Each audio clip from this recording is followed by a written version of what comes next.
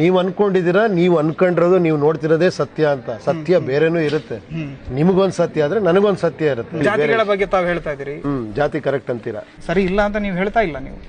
ನೀವು ಸರಿ ಇದೆ ಅಂತಿದ್ದೀರಾ, ನಾನು ಸರಿ ಇಲ್ಲ ಅಂತ ನಾನು ಹೇಳ್ತೀನಿ. ನಾನು ಸರಿ ಇಲ್ಲ ಅಂತ ಹೇಳಿದ್. ಇಷ್ಟೊತ್ತರ ಪ್ರೆಸ್ ಮೀಟ್ ಅಲ್ಲಿ ಹೇಳಿದ್ದೇನ್ ನಾನು? ಹಂಗಾರೆ ನಾನು ನಿಮ್ಮನ್ನ ಕರಿತಾ ಇದ್ದೀನಿ. ಈಗ ನಿಮ್ಮನ್ನ ನೀವು ಚೆಕ್ ಮಾಡ್ಕೊಂಡ್ ಬರ್ಬೇಕು. ನೀವ್ ಇಷ್ಟ ದಿನ ಬೇರೆಯವ್ರು ಬೈತಾ ಇದ್ರಲ್ವಾ, ಎಲ್ಲ ಭ್ರಷ್ಟರು. ಓಕೆ, ಬನ್ನಿ ನೀವು, ನಾನು ಬರ್ತೀನಿ ನಿಮ್ ಜೊತೆ. ನಾನು ಏನ್ ಮಾಡ್ಬೇಕೀಗ? ನಿಮ್ಗೆ ಏನ್ ಮಾಡ್ಬೇಕು ಅಂದ್ರೆ ಗೊತ್ತಿಲ್ಲದೆ ಯಾಕೆ ಬರ್ತೀರಾ ನನ್ನ ಜೊತೆಲಿ? ನಿಮ್ಗೂ ಡೌಟ್ ಇದೆ ಇಲ್ಲಿ ಬರೋದಕ್ಕೆ, ನೀವು ನಾಳೆ ಚೇಂಜ್ ಆಗ್ಬೋದು ಅಂತ.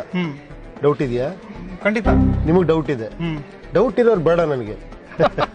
ಇದನ್ನ ಓದಬೇಡಿ ಅಂತ. ಇದನ್ನ ಓದಬೇಡಿ ಅಂದ್ರೆ ಜನ ಓದ್ತಾರ ಅಂತ ನಿಮ್ಗೆ ಗೊತ್ತಿದೆ. ನೀವ್ ಇಟ್ಕೊಂಡಿರೋದೇ ಅದು ಸಾಕ್ಷಿ. ನಾನೇನ್ ಮಾಡ್ತಾ ಇದ್ದೀನಿ, ನನ್ನ ಕೆಲಸ ನಾನು ಮಾಡ್ತೀನಿ, ನೀವೇನ್ ಮಾಡ್ತೀನಿ ನಿಮ್ ಕೆಲಸ ನೀವು ಮಾಡಿ, ಎಲ್ಲರೂ ಅವ್ರವ್ರ ಕೆಲಸ ಮಾಡಿ ಅಂತ ಹೇಳ್ತಾ ಇರೋದು. ನಮ್ಮೊಳಗೆ ಇಷ್ಟೊಂದು ಡೌಟ್ಸ್, ನಮ್ಮೊಳಗೆ ನಿರಾಶಾವಾದ. ಆಗಲ್ಲ ರೀ, ದೇಶ ಹಿಂಗೆ ಇರತ್ತೆ ರೀ, ಯಾರು ಬಂದ್ರು ಇಷ್ಟೇ ರೀ. ಹೋಪ್ಸೆ ಕಳ್ಕೊಂಡು ಹೆಂಗ್ ಬದುಕ್ತೀವಿ ನಾವಿಲ್ಲಿ? ನಾನು ಪತ್ರಕರ್ತ ಆಗಿ ಕೂತಿದ್ದೀನಿ, ಪ್ರಜೆ ಆಗಿ ಕೂತಿಲ್ಲ ಇಲ್ಲಿ. ನೀವು ಪ್ರಜೆ ಅಲ್ವಾ? ಪತ್ರಕರ್ತರು ಪ್ರಜೆ ಅಲ್ವಾ? ಪ್ರಜೆಗಳು. ಆದ್ರೆ ನನ್ನ ಒಂದು ಆಯಾಮ ಇದೆ, ನನ್ನ ಚೌಕಟ್ಟಿದೆ, ಅನಂತರ ನಾನು ಪ್ರಜೆ.